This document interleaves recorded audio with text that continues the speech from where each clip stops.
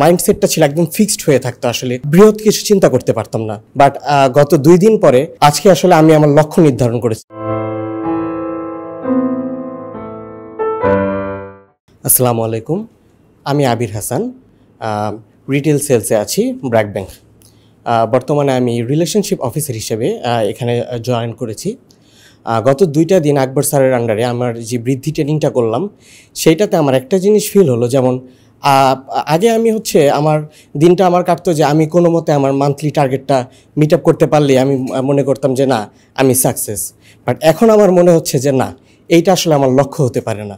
তো আমার লক্ষ্য এখন হচ্ছে আমি কিভাবে আমার সফলতার সবচেয়ে চূড়ান্ত শিখরে আমি উঠব, এবং এইটার জন্য আসলে যা যা প্রয়োজন আমি এই বৃদ্ধির এই ট্রেনিং থেকে আমি শিখেছি।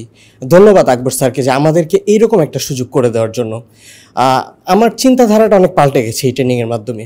প্রথমে আমার মাইন্ডসেটটা ছিল একদম ফিক্সড হয়ে থাকতো, আসলে বৃহৎ কিছু চিন্তা করতে পারতাম না।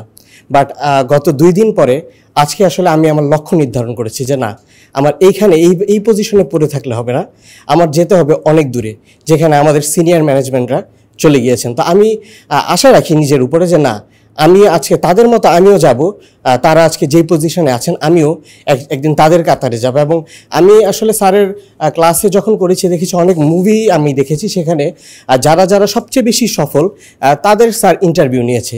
তো আমার একটি ইচ্ছা যে আজ থেকে 5 বছর হোক 10 বছর হোক আমি স্যারের ইন্টারভিউতে জয়েন করব। এবং আমি আসলে ধন্যবাদ জানাই আকবর স্যারকে, বৃদ্ধিকে এবং আমাদের ব্র্যাক ব্যাংকে যে আমাদেরকে এত সুন্দর একটা সুযোগ তৈরি করে দেওয়ার জন্য। Thank you.